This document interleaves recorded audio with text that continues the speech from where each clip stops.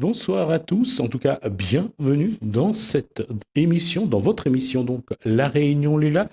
Nous allons parler d'insertion par le travail. C'est dans Causement en Réunionnais. Bonsoir, Corinne Deflore. Bonsoir. Alors, l'insertion par le travail. Alors, Comment on définit d'abord l'insertion par le travail?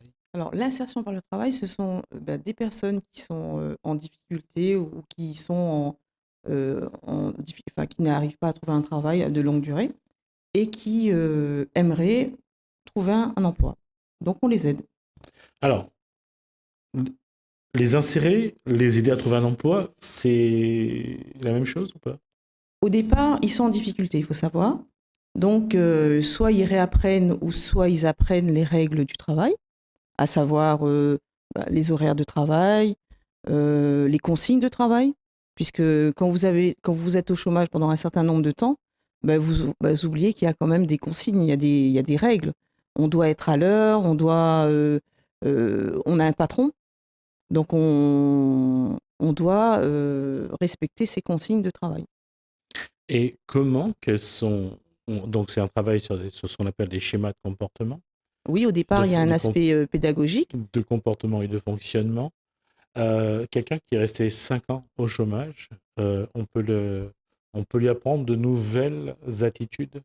Bien sûr, il y a un aspect pédagogique, ce que je vous en parlais, les règles de travail, mais aussi il y a un aspect de formation, D'accord. Alors accompagnement individualisé. on va d'abord parler de la première étape, la pédagogie. Parfait. Leur apprendre. Qu'est-ce que vous leur apprenez?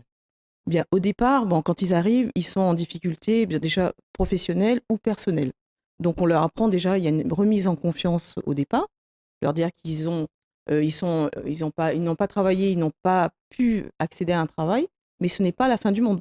Donc on se remet au travail et on se dit, j'ai envie de travailler. En général, les personnes qui font le pas pour venir déjà dans notre association, ce sont des personnes qui ont envie de s'en sortir. Vous voyez déjà. Donc il y a ce pas qu'ils ont, qui est de venir déjà à la permanence, c'est déjà un grand pas. Donc Vous les écoutez ou vous leur parlez? Ils arrivent, en général, ils sont introvertis. Et je les écoute évidemment. Ils me parlent de leur quotidien, puisque souvent, ils ont du mal à finir leur mois, financièrement déjà. Et s'ils recherchent un travail, c'est pour pouvoir s'insérer dans la société et pouvoir améliorer leur pouvoir d'achat. L'exclusion dont ils ressentent est forte. Oui, très forte, puisqu'il y a le regard des autres qui les perturbe, souvent, pour des raisons X, par exemple, pour certains, il y a certains qui ne savent pas lire, qui ont du mal à trouver un emploi. Donc, il y a ce cas d'illettré. Vous avez un autre cas qui sont en souffrance de logement. Donc, d'abord, je dis, écoutez, on va d'abord régler la situation personnelle, prendre un logement, et après, on va s'insérer dans le travail. Donc, chaque cas, je pense, est différent. Et une écoute attentive est importante, puisque je les reçois de façon individuelle, évidemment. Ensuite, on a des chefs d'entreprise qui donnent 1 heure de leur temps pour accompagner justement ces personnes qui ont un projet ou qui n'en ont pas, des fois, ils arrivent. J'aimerais retrouver un emploi, mais je ne sais pas. Et je dis, écoutez, vous ne savez pas? Parlez-moi, qu'est-ce que vous aimez déjà? Déjà, il faut faire un travail sur soi. Qu'est-ce qu'on aime? Qu'est-ce qu'on a envie de faire? Je pense que si on veut faire un travail, il faut faire un travail qu'on aime. Puisqu'on va, à un moment donné, on va s'arrêter ou bien on ne sera pas motivé. Donc, happy working, c'est-à-dire on aime travailler. Déjà, se lever le matin, se dire on est en recherche d'emploi. Donc, on prend le journal. Si on n'a pas les moyens d'aller acheter un journal, puisque ça coûte quand même 1 euro, et certains n'ont pas cet argent. Hein, il faut se remettre. Vous allez en bibliothèque, vous allez à des endroits où on n'a pas besoin d'acheter un journal pour s'insérer. Après, vous allez dans les associations d'insertion qui sont présentes et vous allez aussi à Pôle emploi. Donc, on est dans une recherche dynamique. C'est-à-dire que on s'arrête pas. On se dit, mince, aujourd'hui, j'ai pas trop. Si, puisque on a envie de travailler. Personne n'a envie de rester chez soi. Qui a envie de rester chez soi et J'entends souvent, oui, certains veulent rester de case, mais c'est pas vrai. Il y a des gens qui ont envie de travailler, mais il faut leur donner les moyens de travailler. Comment faire? Ils savent pas souvent. Pôle emploi, d'accord, ils ont rempli, ils vont faire l'entretien, il n'y a pas de problème. Mais après, il y a la formation. Qu'est-ce que j'ai envie de faire? Quel est mon projet de vie? C'est ça le plus important. Bon, je ne travaille pas, j'ai pas de formation, j'ai droit à une formation. Vous avez droit à une formation. Donc vous y allez, je dis, ça peut être, au départ, ça peut être, vous choisissez. Bon, moi j'aime tout ce qui est formation, bon, c'est mon choix. Après, il y a d'autres qui me disent, bon, moi je suis électricien, j'ai des facultés. Ben, je dis, c'est bien. Donc déjà, euh, il faut aller sélectionner les entreprises en électricité. Déjà, les pages jaunes. Donc après, vous appelez. Il y a une présentation aussi quand on arrive, quand on dépose un CV. Il y a une présentation. N'envoyez pas des CV. Allez vers les chefs d'entreprise. Parce que souvent, ils n'ont pas le temps d'aller vers... L'année dernière, on a fait une journée orientation et insertion. C'est-à-dire qu'on avait des jeunes étudiants et des actifs qui étaient en reconversion professionnelle. On avait des chefs d'entreprise et des étudiants avec leur CV en contact directement avec les entreprises. C'est une journée et ça permet un échange. Donc on est le chef d'entreprise, il faut savoir qu'il n'a pas le temps. Il est, on le montre du doigt souvent. Non, il n'a pas le temps. Il doit gérer son entreprise. Il y a des tableaux de bord à tenir. Et le salarié, quand il rentre dans son entreprise, il y a des consignes de travail. Il faut les respecter également. Enfin, voilà. C'est ce que je leur dis. La question, encore une fois, c'est là, on parle de pédagogie, mais après, dans l'accompagnement, Oui, quels sont les éléments qu'on doit, je dirais, mettre en avant? Là, quand même, je veux dire, là, c'est tombé sur quelqu'un qui a envie, qui est motivé. C'est quelque chose je dirais, qui n'est pas simple à trouver. Ces gens-là, quand ils sont au bout de 2 ou 3 ans d'inactivité professionnelle, le moral est plutôt bas, le comportement est plutôt négatif. tout à fait. Il s'agit de mettre vraiment en place une stratégie, un cheminement pour peu à peu reconstruire la motivation, l'envie, le dynamisme, la tonicité. Et ça, je crois que c'est peut-être ça la partie la plus importante aussi. On a parlé tout à l'heure de l'image de soi, du regard des autres. Et la remise en cause est apparemment la première étape, mais il faut quand même que, quelque part, il faut que la personne ait une image positive, déjà d'elle-même. Une image positive, souvent, on la perd. Enfin, quand ils arrivent, ils n'ont plus cette image positive. Il faut leur redonner. Et je dis à tous, et toutes les personnes qui nous regardent aujourd'hui, vous êtes, vous êtes en bonne santé pour ceux qui travaillent. On est en bonne santé. On a tout. On a un toit. On doit. euh, il n'y a pas un qui est mieux qu'un autre. Il n'y a pas un qui est plus qu'un autre. On est ce que l'on est et on doit avancer. Enfin, moi, c'est ce que je leur dis. Il n'y a pas de. Parce que quelqu'un a quelque chose, ben, tant mieux pour lui. Moi, j'ai mon vécu. Je dois je trouve un travail. Ben, créez votre propre travail. Il y a certains. Moi, je suis en relation avec des jeunes chefs d'entreprise qui ont fait une formation, par exemple, en coiffure. Aujourd'hui, elles sont des femmes, des jeunes chefs d'entreprise qui font des coiffures à domicile. Elles ont créé leur propre travail.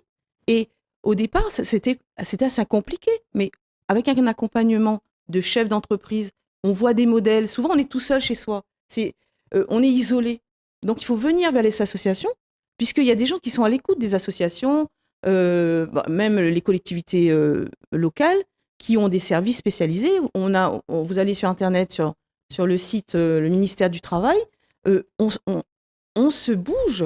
On peut pas dire, bon, écoute, on va pas te prendre par la main toute la journée. C'est évident. Bouge-toi. Si tu veux un travail, tu dois te bouger. Si tu restes dans ton lit le matin, tu te dis, bon, je suis fatigué. Ben non. Je suis d'accord, Corinne Fort, avec Oui. ces éléments-là. Mais encore une fois, c'est un exercice de style de prendre quelqu'un à un point A, l'amener à un point B, Oui. pour qu'il soit dans l'état d'esprit dont on a besoin pour l'amener vers ce projet professionnel déjà que vous lui proposez. Oui. C'est vrai que c'est difficile. Tout est difficile. Quand on se réveille le matin, on va au travailler. Tout est difficile. Chacun a ses problèmes. Mais je me dis, et je lui dis, en général, soit il vient en rendez-vous avec moi-même ou avec des chefs d'entreprise. Je lui dis, prends-toi en main. Et les chefs d'entreprise, ils donnent 1 heure de leur temps pour ces personnes en difficulté. Donc, en général, ils arrivent avec un projet ou parfois ils n'ont pas de projet et on leur dit, ben, qu'est-ce que vous aimez faire? C'est surtout ça. Qu'est-ce que vous avez envie de faire? Puisque maintenant, on a l'impression que je me rends compte que certains jeunes, ils savent pas quoi faire. Je dis, vous savez pas quoi faire? Enfin, moi, j'ai 3 enfants, je vous cache pas. Je dis, bah, votre travail, c'est écolier. On apprend un métier, on apprend un travail. Tout n'est pas donné. Il faut apprendre aussi le goût de l'effort, cet effort. Et c'est à nous, en tant que parents aussi, d'inculquer à nos enfants, tu n'as pas de l'argent comme ça. Par exemple, là, si tu as besoin de quelque chose, eh ben, tu vas venir travailler, m'aider dans la maison, etc., pour qu'ils aient ce goût de l'effort. On ne peut pas avoir une facilité. C'est facile de dire oui, je sais rien faire. Ben non, tu sais faire quelque chose. Tout le monde sait faire quelque chose, mais il faut se donner les moyens. C'est vrai qu'on va pas maîtriser au départ. C'est vrai que je vais pas savoir la première fois, mais c'est pas grave. Qui va te juger à part toi-même si tu es difficile avec toi? Personne. Tu vas regarder le regard des autres. Est-ce que lui, il va payer ta facture fin du mois? Non. Tu es seul avec toi-même. C'est comme ça. Donc tu dois te prendre en main. Et il n'y a pas, et je dis, et je dirais, il n'y a pas de quelqu'un plus qu'un autre. Il a fait des études, tant mieux pour lui. J'ai pas pu faire des études, moi, parce que j'étais dans une famille où, bon, c'était un peu plus compliqué. Et bien aujourd'hui, l'État donne la possibilité de faire des formations. Et bien je vais me former. Comment il faut faire? Et bien je vais me renseigner. Et après j'y vais. Je suis pas moins qu'un autre. Je suis pas plus qu'un autre. Et je vais aller. Et quand on a des discours, quand on a des entretiens avec ces personnes qui viennent, eh bien, on se dit, c'est des personnes qui sont motivées. Ils ont beaucoup de soucis, beaucoup de problèmes pour se loger, des problèmes personnels, familiaux. Mais ils ont envie de s'en sortir. Et je pense que la Réunion, et moi je crois en la Réunion, c'est pour ça que je suis là, la Réunion, elle est là. En tout cas, c'est un C'est très gentil. beau, c'est un très beau titre, la Réunion, elle est là. Et je pense, et je crois en Réunionnais. Croyez-moi, je me mets au service des Réunionnais. Pourquoi? Parce que je crois en eux. Et je crois qu'ils sont capables. On arrête de dire ceci, cela, parce que j'entends tellement de choses. Moi, je crois. Je crois en la Réunion. Et je crois à tous ceux qui ont envie de faire quelque chose. Et tout le monde a envie de faire quelque chose. Voilà. Justement, quand on dit que tout le monde a quelque chose, ça fait combien de temps que vous êtes dans l'insertion par le travail? Moi, bon, mon parcours est assez atypique, mais je suis dans l'aide, dans le, on va dire, on a créé cette association l'année dernière. Donc, ça fait 1 an, mais je suis dans la formation professionnelle depuis 2009. Comment, à travers votre expérience, comment vous avez vu évoluer justement les individus que vous avez rencontrés? Comment vous avez réussi à les accompagner? Et aujourd'hui, si vous devez faire un peu le bilan, est-ce qu'il y a eu plus de positifs que de négatifs? Bon, en tant que gérante d'un centre de formation, vous savez, à l'époque, je faisais un titre professionnel d'agent d'accueil touristique. C'est une personne qui ne savait pas lire. Et je dis, écoute, tu peux réussir, mais il faut te donner les moyens. Il était vraiment introverti, etc. Mais il a réussi son titre d'agent d'accueil touristique. Il y a de l'anglais là-dedans. Il a fait son mémoire, il a présenté, il était motivé. Donc, vous voyez, dans la vie, il faut se donner les moyens et se faire confiance surtout. Se dire, oui, Il faut aussi avoir en face la personne qui va essayer de trouver le bon bouton sur lequel appuyer pour déclencher cette envie, cette motivation, trouver à la rigueur cet élément qui va être le premier élément qui va déclencher la suite qui va être, je dirais, motivante. Et ça, c'est pas donné. Je veux dire, quand on regarde le nombre de centres de formation qu'il y a, on regarde tout ce qui se crée en termes d'accompagnement, on essaye de trouver tout ce qui peut être de thérapie pour accompagner. On le voit que c'est de plus en plus complexe, que l'être humain est de plus en plus fragile.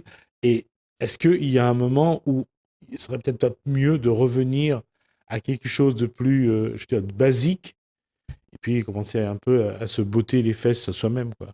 Eh bien, ce que je disais, il faut se prendre en main.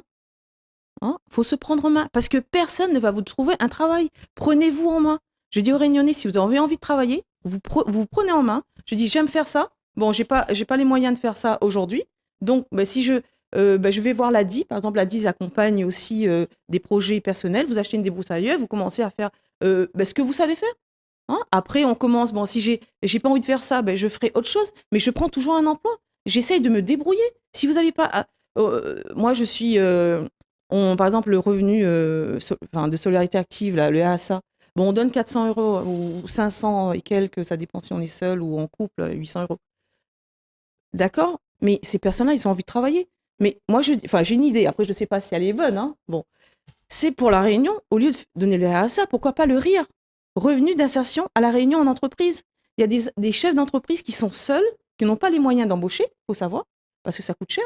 Ça coûte, non, c'est c'est des petites structures qui, comme je pense à celles qui ont créé leur propre entreprise, ils n'ont pas les moyens, par exemple, de faire un suivi administratif. Enfin, ils n'ont pas un suivi administratif. Donc, si on avait cette personne qui, on les forme et ils viennent travailler en entreprise, ben, je trouve que ça serait bien.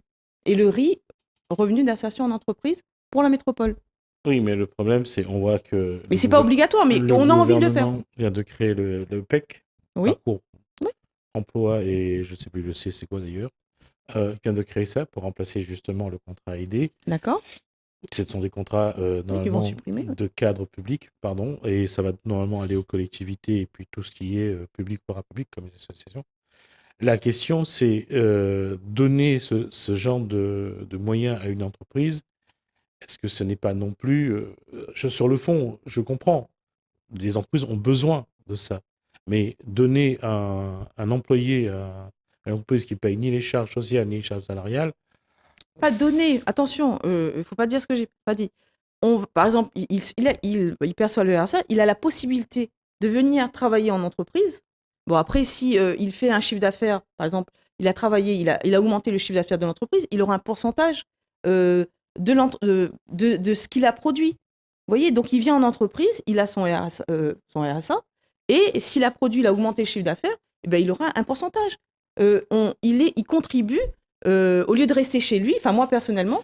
L'idée est bonne au départ. Après, la mise en œuvre, effectivement. Elle devient perverse avec. Perverse. Non, surtout avec certains chefs d'entreprise. Oui, non, mais c'est une possibilité pour celui qui a le RSA de venir en entreprise et la possibilité aussi de partir. Il n'est pas engagé. Vous voyez ce que je veux dire? Il a la possibilité de travailler. On est aussi moi je pense, dans une politique. Souvent, les chefs d'entreprise, ils n'emploient pas parce qu'ils n'ont pas les moyens. Oui. Ou bien sinon, après, c'est vrai, c'est pervers aussi. Il y a certains qui veulent faire beaucoup de bénéfices et payer moins. Mais on va dire, toute loi a ses côtés, on va dire, négatifs. Mais il faut avancer. Il faut donner la possibilité à ces jeunes d'intégrer une entreprise.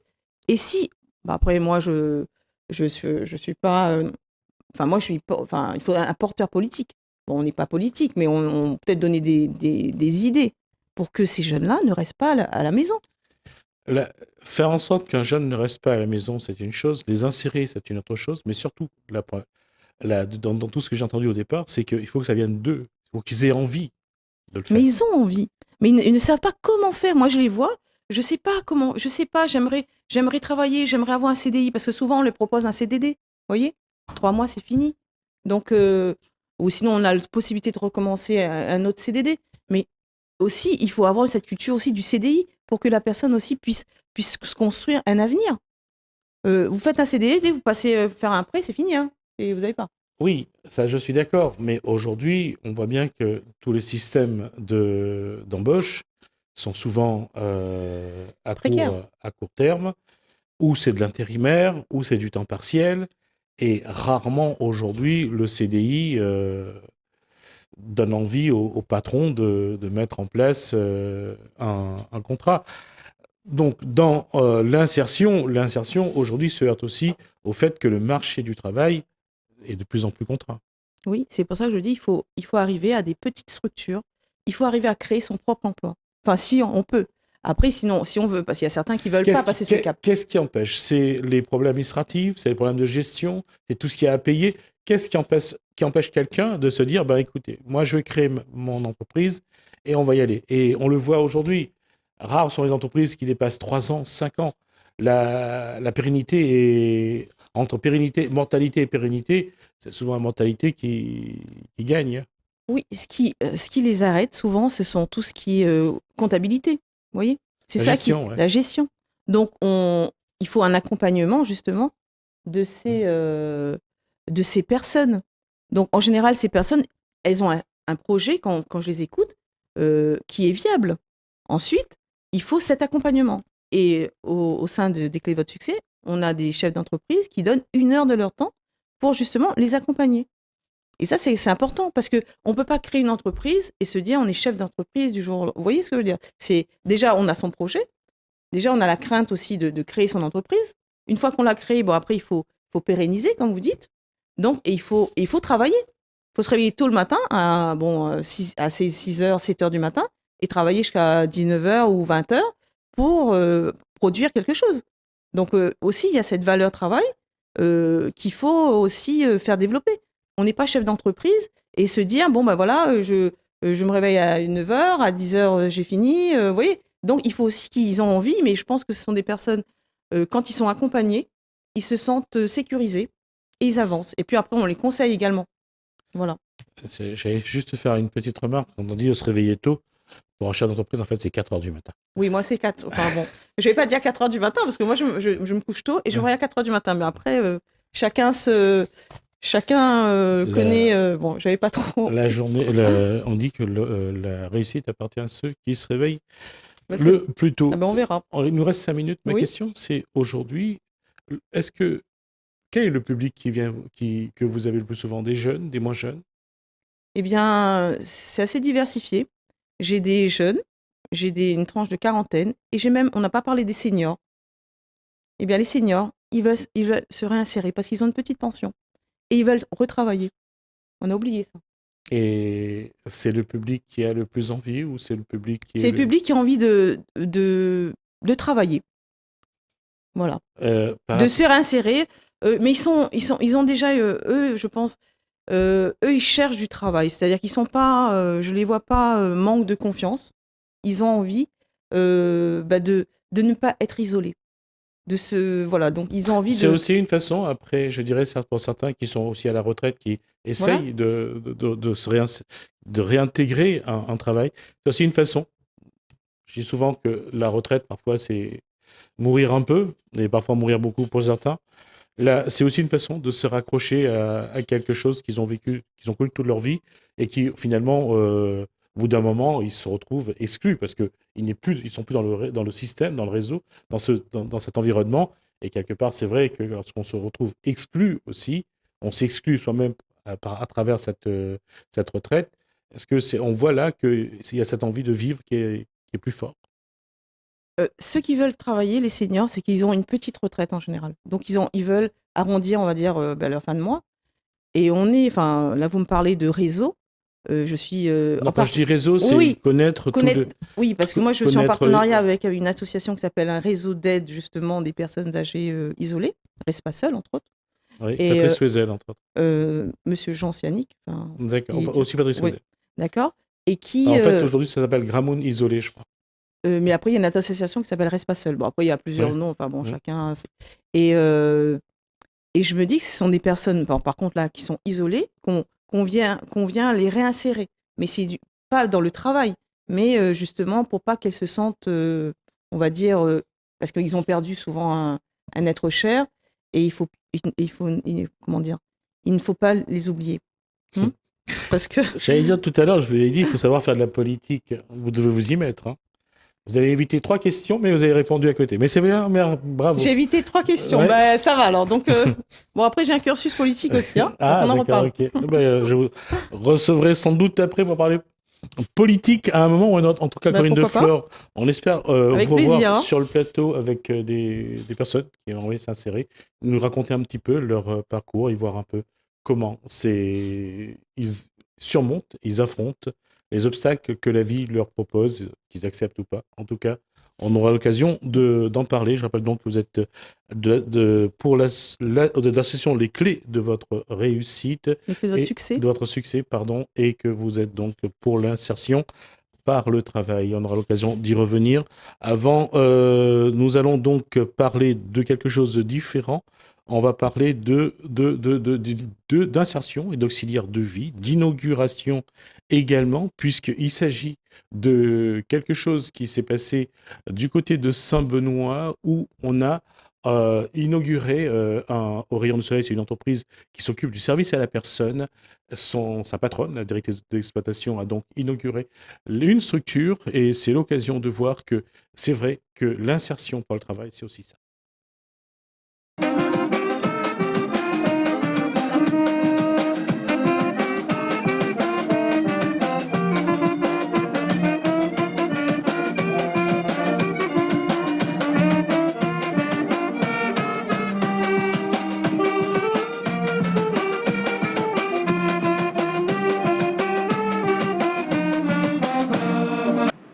que je reproche, moi, j'ai pas un super bon caractère parfois, mais je reproche que les EHPAD, que les services de SAD, on est toujours très repliés sur nous-mêmes.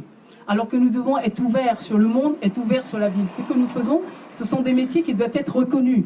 Et souvent, là, on est là, vous avez des EHPAD qui sont hyper fermés. Non, moi, je suis pour que les EHPAD soient ouverts, que les gens puissent venir voir ce qu'on fait. Ici, c'est ouvert. N'importe qui veut une prise en charge pour ses parents, parce que quand vous voulez qu'on prenne en charge vos parents, vous devez avoir une certaine confiance. Et pour avoir la confiance, il faut connaître les gens. Si nous sommes trop fermés sur nous-mêmes, c'est pas possible. C'est pour ça que moi, je suis pour l'ouverture des EHPAD. C'est pour ça que aujourd'hui, cette inauguration, on a fait un peu de bruit, le quartier nous connaît, le département est là, les CCAS aussi, pour qu'on puisse travailler en parfaite harmonie, et non pas chacun dans son petit coin, parce qu'on a un petit peu peur parfois du jugement de l'autre. Non, je veux dire, on doit être ouvert sur le monde et puis sur les autres. C'est joli.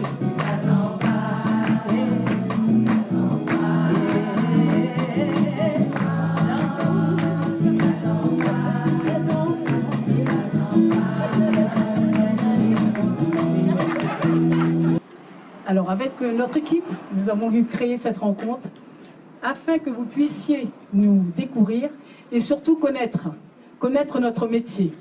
Parce que nous faisons un métier qui est totalement méconnu. Le métier d'auxiliaire de vie. Effectivement, je suis la responsable, mais si je n'ai pas d'auxiliaire de vie, je n'existe pas. Mon entreprise ne peut pas fonctionner. Ce sont mes auxiliaires de vie qui font que mon entreprise soit là aujourd'hui. C'est pour cela aujourd'hui j'ai voulu porter un hommage particulier à ce métier. Ce métier qui est un métier d'avenir, un métier où tous, je veux dire tous, aujourd'hui nous le savons tous, que nous avons une population qui vieillit, pas seulement à La Réunion, c'est quelque chose dans le monde entier. Nous vieillissons, nous vivons plus longtemps, forcément nous n'avons qu'un corps, parfois il nous fait défaut. Nous avons besoin d'aide. Ce sont nos auxiliaires de vie qui sont là pour nous aider. Puisque quoi qu'on puisse dire, puisque je le sais, puisque nous avons un service prestataire, c'est-à-dire des personnes, des auxiliaires qui vont à domicile, nous avons également un service mandataire. Ça veut dire que les personnes peuvent choisir qui peut intervenir chez eux. Souvent, c'est de la famille. Mais c'est un métier aujourd'hui, il faut quand même avoir certaines bases. Parce que c'est un métier qui est difficile, c'est un métier qui demande certaines connaissances. Souvent, on ne l'a pas. Et on s'aperçoit qu'au bout de quelques années, qu'on est très fatigué, qu'on est très usé. C'est pour ça que je tenais à ce que cette inauguration soit le plus festif possible, puisque c'est un métier qui est difficile, c'est un métier qui demande certaines qualités d'empathie, d'écoute, et puis surtout pas, je veux dire bien sûr qu'on doit aimer les gens, mais on doit aussi pouvoir, pour ça que je parle d'empathie, on va pouvoir garder cette distance, puisque nous allons, si nous voulons écouter et bien accompagner la personne, nous devons avoir une certaine distance et non pas être souvent dans l'affectif la plus pure. C'est pas une question que je suis contre ça, mais on ne fait pas des bons professionnels qu'avec de l'affectif et de l'amour. L'amour, il en faut, mais pour être des professionnels, il faut aussi avoir certaines connaissances pratiques et théoriques. Alors, je remercie particulièrement mes auxiliaires de vie. Ici, la réunion des moments de la toute nation. Au langage à mailler, mon aimé la fait rayonner. Ici, la réunion des moments de la toute nation.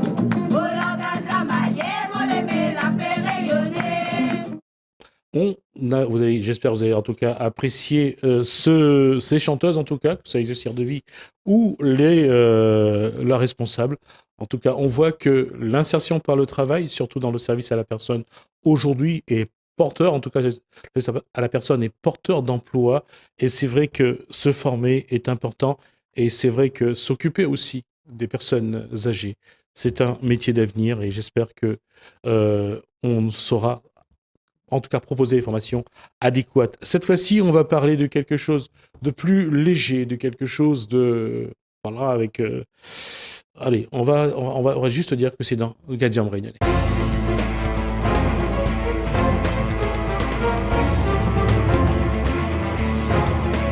Alors, on reçoit Evelyne Gigant.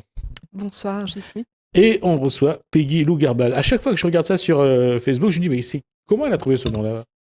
Bah, c'est mon nom, tout simplement. C'est vrai ? Oui. Ah, donc c'était le nom d'avant qui était qui était un pseudo. un Voilà. pseudo, alors. Et comme quoi, j'ai préféré toujours le pseudo. C'est vraiment particulier.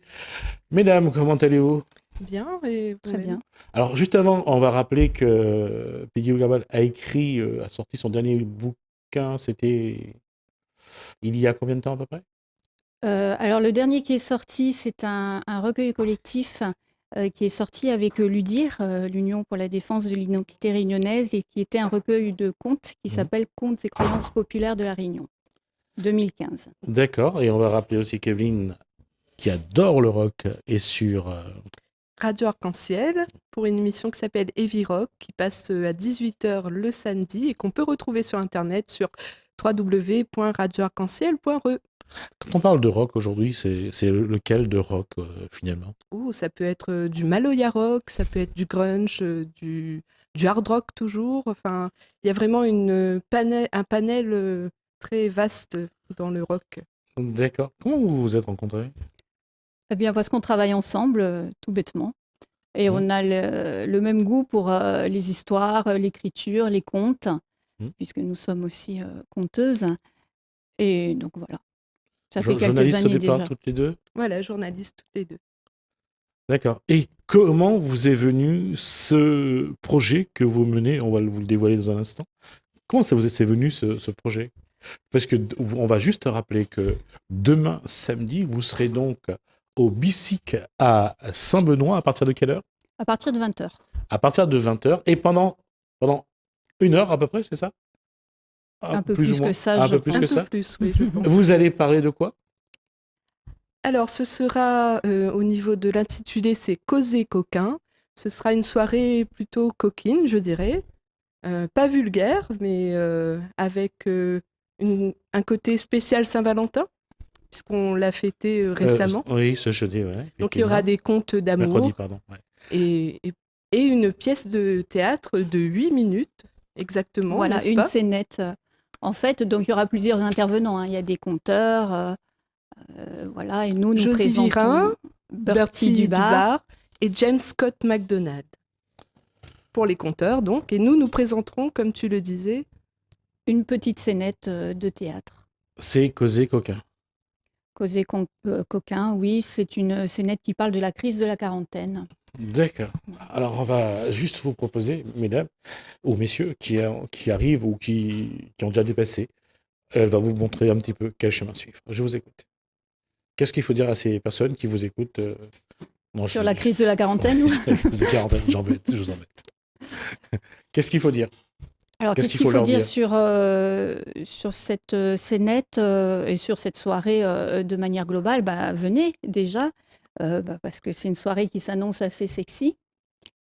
Voilà. Vous serez sexy, vous serez sexy, j'allais dire un peu comme elle s'appelle comment la niçoise là, celle qui fait les blagues, qui fait des sketchs. Elle est sexy. Elle a une façon de se dire ce mot-là. Ça m'a toujours fait trouver ça drôle. Mode la niçoise. Vous serez en tenue sexy ou vous serez jean, t-shirt Alors moi, je vais porter ma fameuse robe rouge lamée, fendue jusqu'en haut de la cuisse. Voilà. moi, Voilà. je serai plus sérieuse, puisque je suis psy et que je garde des... D'accord, Enfin, je suis sérieuse, quoi. Voilà. d'accord. Je ne vais pas dévoiler votre âge, mais vous vous sentez intéressé par ce passage de la quarantaine Quelle que manière vous ayez eu délicate. ou pas d'ailleurs. Pour ma part, j'attends encore 5 ans. Et puis, je ne l'attends pas avec impatience. Voilà. D'accord. Pour Peggy. ma part, je suis dedans depuis quelque temps déjà. Donc c'est pourquoi d'ailleurs j'ai écrit ce texte sur la crise de la quarantaine, qui n'est pas un texte autobiographique, hein, je précise quand même. Elle l'a précisé, ce n'est pas Je précise. Hein. autobiographique. Voilà. Voilà, de cette femme qui, un jour, va dans une brocante et trouve une horloge qui est le symbole du temps qui passe et qu'on ne peut pas retenir, et qui commence à perdre un peu les pédales, surtout quand elle voit son jeune facteur à vélo. Voilà, je n'en dis pas plus. Ah, Donc, elle va consulter d'accord. une psy, en l'occurrence Evelyne Gigant, qui va tenter, je dis bien tenter, De lui ou pas, expliquer. de l'aider. Vous arrivez à remonter le temps ou pas? Non, je suis pas comme Le dieu Chronos, voilà. Et puis Retour vers le futur, c'est pas encore mon truc. c'est pas ça. Mais comment on en arrive justement à se causer coquin? C'est-à-dire, qu'est-ce qui amène à dire, bah, finalement, cette crise de la quarantaine, elle est réelle pour vous, autour de vous, quand vous regardez? Il y a une vraie crise de la quarantaine pour ces personnes? Oui, mais comme il y a une crise de la trentaine ou de la cinquantaine, hein, parce qu'on n'est pas sorti de l'auberge, hein, après la crise de la quarantaine, il y a la ménopause, tout ça. Donc voilà, chaque décennie apporte sa crise, je pense. Quelqu'un disait qu'après la quarantaine, on voit la vie en rose, c'est ça? Et ça, ostéoporose, je connais, arthrose. Effectivement. Mais qu'est-ce qui change finalement à chaque fois qu'on passe une étape dans l'âge? Qu'est-ce qui change? Le regard, le fait que le corps est de moins en moins vigoureux? Bah, ce qui change déjà le corps. Voilà, on sent un peu plus la gravité terrestre, on est un peu plus fatigué quand on fait des soirées, par exemple. Bon, Evelyne est encore jeune, donc ça va. Mais, mais voilà, on sent qu'on est un petit peu moins, un peu plus fatigué, voilà. Quel regard vous portez sur cette crise de la quarantaine, de ce passage de la quarantaine? Quel regard en tant que femme? C'est compliqué. C'est Merci compliqué, mais ouais. ce n'est pas négatif hein, quand même. Je tiens à le dire pour toutes ces femmes qui vont franchir le cap de la quarantaine. Je ne voudrais pas les effrayer. Il y a des côtés positifs, il y a des côtés négatifs. C'est une transition, je dirais, parce que évidemment, on perd en jeunesse, mais En gagne en sagesse? pas forcément. Pas forcément, mais on gagne. Je ne saurais pas trop dire. C'est indéfinissable, mais c'est différent, mais c'est pas pour ça que c'est moins bien. Et la question sur ce causer coquin. Causer coquin, ça veut dire tout simplement que vous êtes le fait que c'est le sexe ou c'est le manque ou c'est justement le sexe où il n'y a pas de sexe. C'est ça qui fait que ça sera un causer coquin? Alors en fait, Causer coquin, c'est le nom de la soirée. D'accord. C'est pas le nom de la Du sketch. pièce. Voilà, D'accord, non. ok. Mais ça reste quand même dans la mouvance. Ça sera un petit peu le cachet de la soirée. C'est, à 40 ans, quand on dit on cause coquin, on cause de quoi? Bonne question. Que dit justement là-dessus une psychothérapeute? La psychothérapeute, en principe, elle va écouter surtout. Ça fait penser à Meryl Streep et à Uma Thurman dans le film. La question, c'est justement, je sais que vous essayez de garder je dirais, la primeur à ceux qui vont venir, mais en même temps, quand on parle on essaye de présenter le spectacle que vous voulez faire, et votre spectacle, qu'est-ce qu'il y aura d'autre dans ce spectacle finalement? Il y aura des contes. Que des contes? Des contes, oui. Et puis, les gens sont appelés, enfin, les spectateurs, s'ils veulent, ils pourront déclamer un poème ou une histoire peut-être coquine. Enfin, D'accord. voyons. Donc, Vous avez, verra. vous, des histoires coquines à raconter? Bah, on aura celle-ci, la crise de la quarantaine, mais là, tout de Mais suite. qui Là... n'est pas dans le spectacle. Comme ça, au moins, vous pourrez me le raconter. Là, comme ça. Non, parce que moi, j'ai trouvé ça magnifique. Un jour, il y a une jeune femme qui me racontait. Elle était dans une course en montagne et elle rencontrait un jeune homme qu'elle a accompagné, donc dragué un peu sur le parcours. Et puis, quelques jours après, quand elle a revu la personne, cette personne était en soutane. Donc, C'est embêtant. Enfin, c'est pourquoi? embêtant, ça dépend. Tout est relatif. Tout est relatif. Voilà. Justement, ce genre d'histoire, ça fait toujours sourire de se dire que quelque part, on n'est pas ridicule, mais c'est pas tombé au bon moment, au bon endroit. Oui, bah, je pense que ça arrive à tout le monde, que c'est arrivé à tout le monde une fois dans sa vie au moins de ne pas être au bon endroit, au bon moment, au bon âge. Voilà. Et dans ce sketch, dans cette scénette que vous allez produire, qu'est-ce que vous avez envie d'envoyer comme message? Alors en fait, moi au départ, j'ai écrit le texte sous forme humoristique pour prendre un petit peu de recul avec cette crise de la quarantaine qui était un peu là et qui est toujours là d'ailleurs. Euh, Est-ce qu'il y a un message? C'est peut-être dédramatiser cette période un peu délicate de la vie, voilà, par le biais de l'humour. Il y a cette appréhension encore de dire qu'on a passé ce cap aujourd'hui chez Peggy. Non, parce que comme je disais, il est passé depuis 4 ans exactement.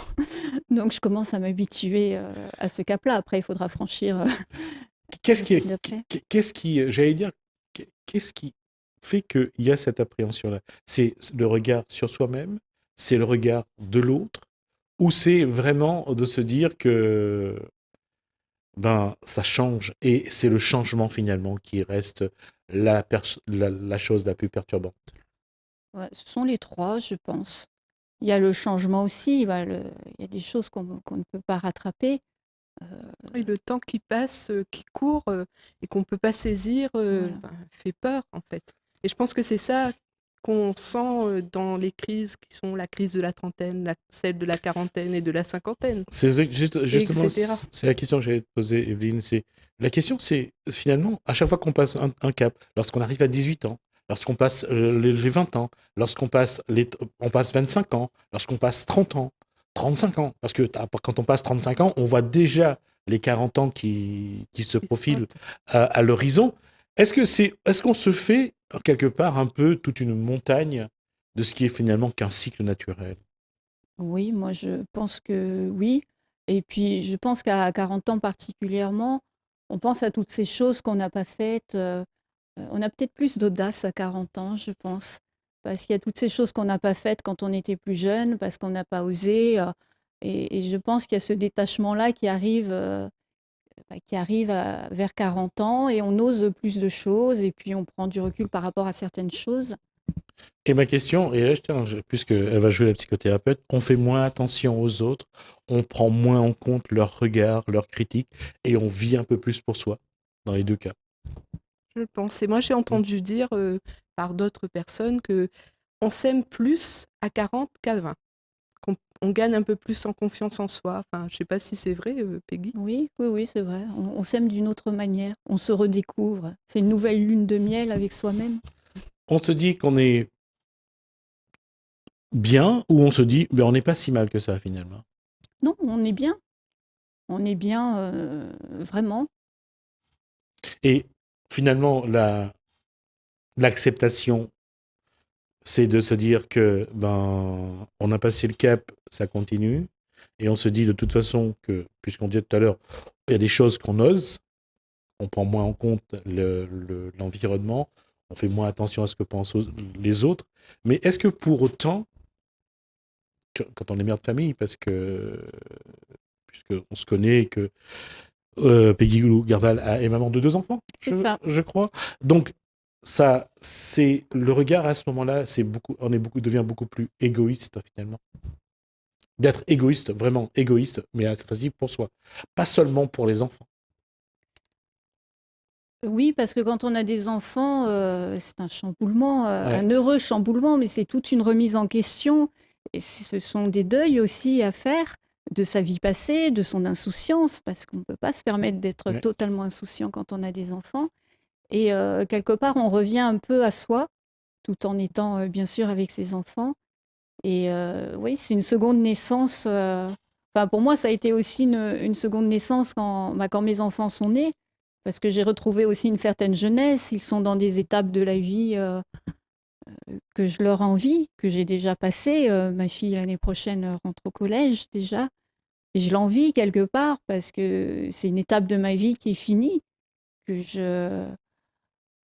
j'ai un peu de mélancolie en y repensant, mais je ne regrette pas. C'est passé, j'ai Mélancolie ou vécu. nostalgie? Nostalgie plutôt. Parce qu'il y a une chose qui est vraie aussi, c'est pour ça que j'ai toujours aimé cette chanson de Patrick Bruel, Place des grands hommes, si on se donnait rendez-vous dans 10 ans. La question, c'est à chaque fois, on sait qu'il y a cette étape qui arrive, on chemine vers ça, mais lorsque tout à l'heure, on parlait du collège, on parle de ce qui s'est passé avant, qu'est-ce qui est plus simple? C'est de se dire que c'est passé, ça s'est bien passé, et que demain, et que devant, ça devrait bien se passer, ou se dire, il y a des choses que j'ai pas faites finalement. Il y a peut-être des choses que j'ai pas faites, mais que je referais certainement de la même manière si je devais revivre ça. Si c'était à refaire. Voilà, il y a eu des... Oui, ça s'est bien passé. Il y a eu des jours où ça s'est bien passé. Il y a eu des jours où ça s'est mal passé.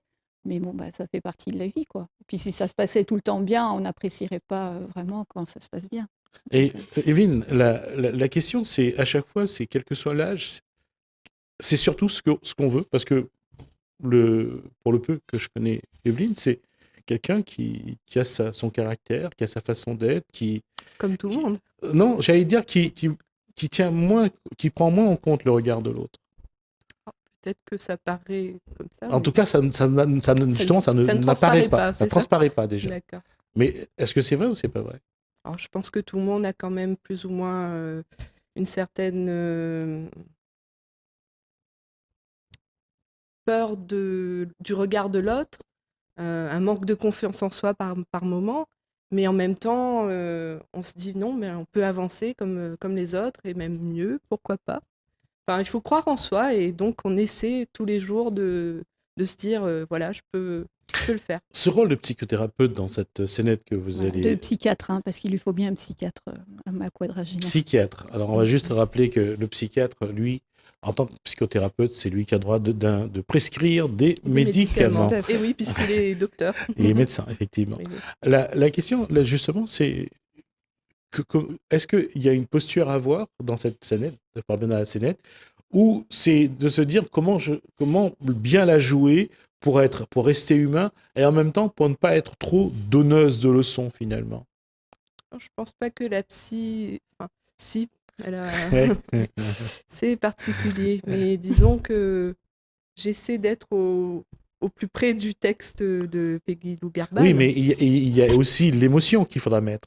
Ah oui. Et il y a l'émotion qu'il faudra mettre. C'est-à-dire que sur la scène, il va falloir donner vraiment... Pour Peggy, je ne sais pas s'il sera difficile, puisque ces émotions-là, elle le vivent toujours. Et pour un psychiatre, c'est pas pareil, c'est sûr. C'est pas pareil. Hein. Et je pense que le personnage que Peggy Lou Garbal incarne, il est plus flamboyant que la psy qui, elle, est en retrait. En fait, elle écoute, surtout. Oui, mais surtout, c'est elle qui doit toujours répondre. Dans la vraie vie, quand on est chez le psychiatre doit pouvoir renvoyer la balle à chaque fois. Et surtout, renvoyer une bonne balle pour qu'il y ait aussi le retour, qu'il y ait un vrai jeu, qu'il y ait un vrai échange, en attendant la fenêtre de tir pour pouvoir avancer. Et est-ce que là, ça va être... allez, on va s'amuser pour la troubler un petit peu, compliquer un peu plus, ou Peggy a voulu apporter quelques réponses à des questions? Ah non, si ceux qui regardent le spectacle cherchent des réponses ou même des remèdes contre la crise de la quarantaine, ils n'en trouveront pas dans cette pièce, en tout cas. Si, on dit toujours qu'il y a toujours une part de vérité dans chaque chose. Donc, c'est important. Ah oui, c'est sûr que c'est important. Là, je pense que peut-être des personnes vont se reconnaître plus ou moins dans leur état de crise de la quarantaine. Après, est-ce qu'il y a des solutions? Ça ne se soigne pas, la crise de la quarantaine. Donc, la psy lui dira... Dans le texte, il y a des postures, il y a des choses qui doivent être dites ou pas? En tout cas, je ne lui prescrirai pas d'antidépresseurs. Ah, vous n'en saurez pas plus. Donc, ce qui veut dire que vous ne favoriserez pas donc tout ce qui est industrie de la pharmacologie. Donc. En tout cas, les tisanes de la Réunion ont encore du beau temps devant elles. On va marquer une pause. Puisqu'on est vendredi, on va essayer de regarder un petit peu aussi ce qui se passe dans nos communes, voir un petit peu ce que proposent les communes. Donc, on regarde ça dans Kosaïdi, dans notre commune.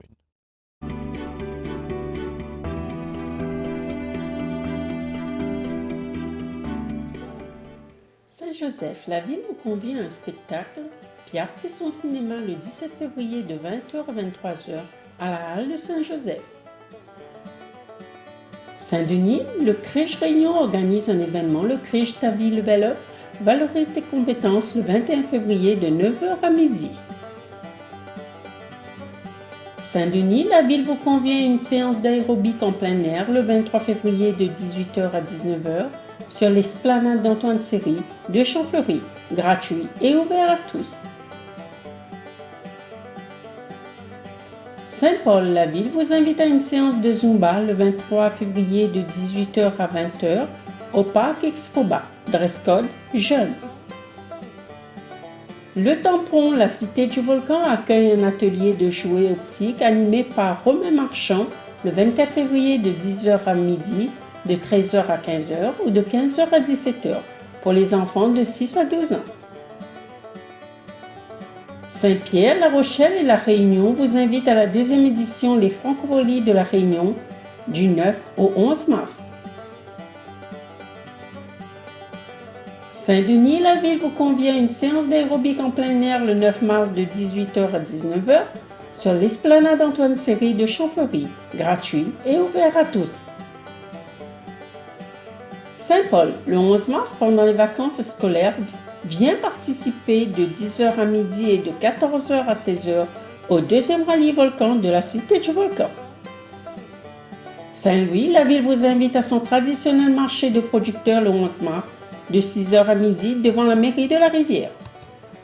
Saint-Paul, la ville vous convie sur la plage des Brisants à l'Open international des Brisants, le tournoi de beach tennis du 14 au 18 mars. L'événement est ouvert au public gratuitement. Venez nombreux. Saint-Denis, la ville vous invite à l'exposition graphique de Guillaume Plantevin et Hippolyte du 17 mars au 22 avril dans la salle 2 du Bagnon 2 de 10h à 19h. Saint-Pierre, l'Office de tourisme de Saint-Pierre vous accueille à un atelier d'initiation au tressage du Vacois et un atelier d'initiation au créole le 21 mars de 13h30 à 16h30. Saint-Denis, la ville organise le Salon international du mariage et des nouvelles tendances du 23 au 25 mars au Parc des expositions de Saint-Denis.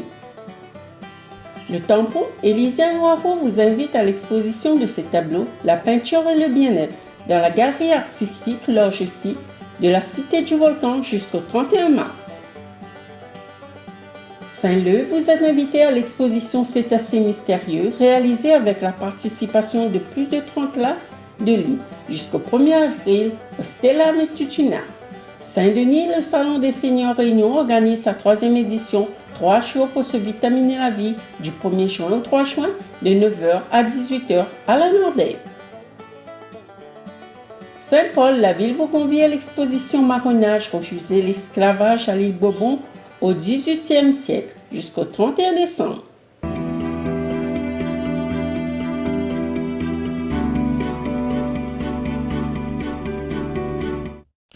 On y revient donc et il nous reste, je dirais, 7 minutes donc avant la fin de l'émission. On va rappeler que donc samedi, au Bicyc à Saint-Benoît, donc un spectacle, Causer coquin, pardon. Causer coquin. Causer coquin.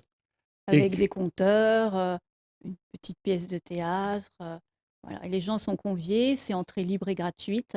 Et les gens pourront même venir déclamer leurs textes d'amour, bien sûr, hein, D'accord. sur scène. Et vous avez déclamé vos textes d'amour ce jour-là aussi?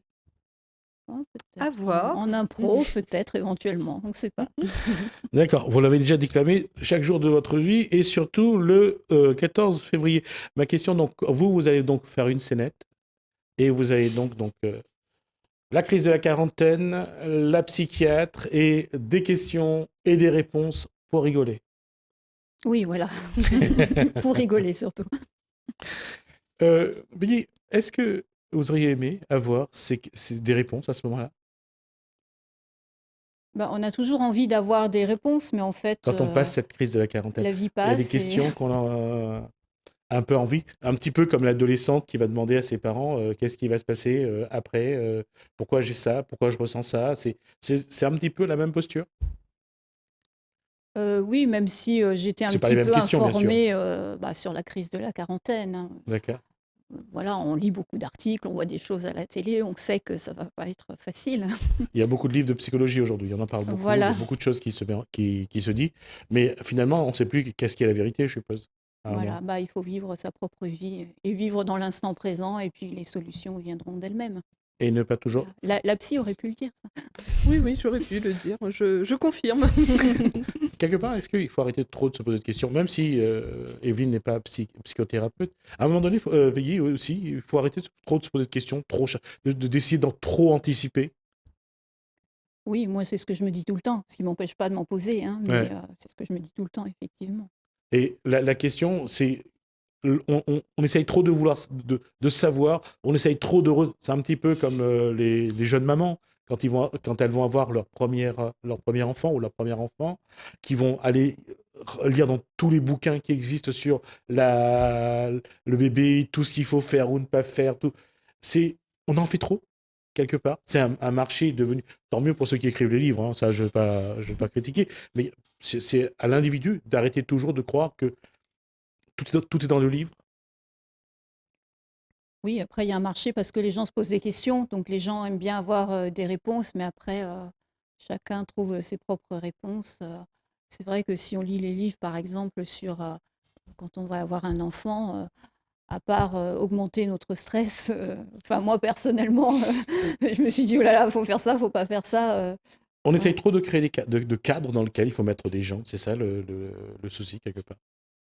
Je pense que des fois, on oublie de laisser la vie nous charmer et nous proposer ses solutions à elle, en fait.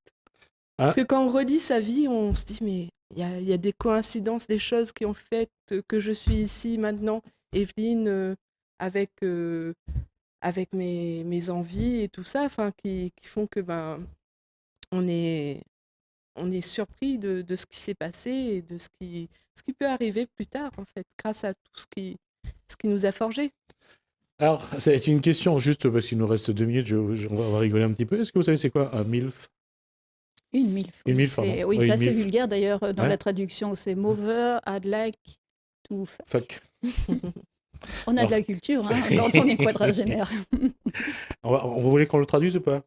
Vous voulez qu'on traduise ce que vient de dire? C'est votre émission, oui, c'est ce que vous voulez. On ne le dira pas parce que c'est un peu vulgaire et j'espère que vous trouverez, en tout cas, on a fini par comprendre ce que ça veut dire. C'est pas non plus une très bonne définition de la femme, qu'elle ait la quarantaine ou qu'elle ait des enfants. Oui, il vaut mieux être une MILF ou une cougar ou juste une quadragénaire. Il vaut mieux être une cougar. Qu'est-ce qui est plus positif? Être une cougar ou un puma? Le puma, c'est l'homme âgé qui va. Je croyais que le puma, c'était après. Ah, moi, je connaissais. Non. Enfin, moi, j'avais cru. Moi, je connaissais le lionceau, mais je connaissais pas le puma. Si, par contre. On en apprend toujours. On dit le puma. Pour la femme, on dit le cougar. La femme âgée qui va vers des jeunes, on dit le cougar. Pour l'homme âgé qui préfère les jeunes filles, on dit que c'est un puma. Et déjà, c'est bien qu'il y ait un terme, parce que c'est vrai que c'est discriminatoire. Il n'y avait qu'un terme pour les femmes. Voilà. Et c'est bien, voilà, la parité. Je viens d'ouvrir le débat homme-femme sur la féminisation des mots. On va rester là, on va pas aller plus loin. En tout cas, merci. Je rappelle donc, rendez-vous donc samedi, demain donc au Bicyc à Saint-Benoît. Ça sera un causé coquin et j'espère que vous irez parce que je crois qu'au-delà de ça, au-delà des problèmes qu'on affronte chaque jour, qui sont les problèmes de la vie, faut pas non plus en faire toute... plus qu'il n'en faut. Il y a des gens qui souffrent beaucoup plus que nous et on va pas se plaindre toute la journée. Mais c'est vrai qu'il y a des questions qui sont posées et qui méritent d'avoir des réponses. Et Peggy Lougarbel et Evelyne Gigant qui va passer du rock à la psychothérapie. Au théâtre. Il faudra pas venir me demander de consultation après. Par contre, la soirée causée coquin, ce sera l'occasion de rêver et de rire. Si, la musicologie est aussi une psychothérapie. Une forme de psychothérapie. Très beau ça. Tout à fait. On dit que la musique adoucit les mœurs, entre autres. Merci en tout cas à vous deux. J'espère que j'aurai l'occasion de vous revoir sur ce plateau parce que au-delà de la relation amicale qu'on a, et c'est toujours un plaisir de vous revoir. Merci à vous deux. Merci à vous en tout cas de nous avoir suivis. On va vous souhaiter bien sûr un très bon week-end. En tout cas, portez-vous bien. Juste avant, je vais dire merci à François et à Laléna donc pour leur collaboration technique. Moi, je vous retrouve lundi. Passez un bon week-end, amusez-vous.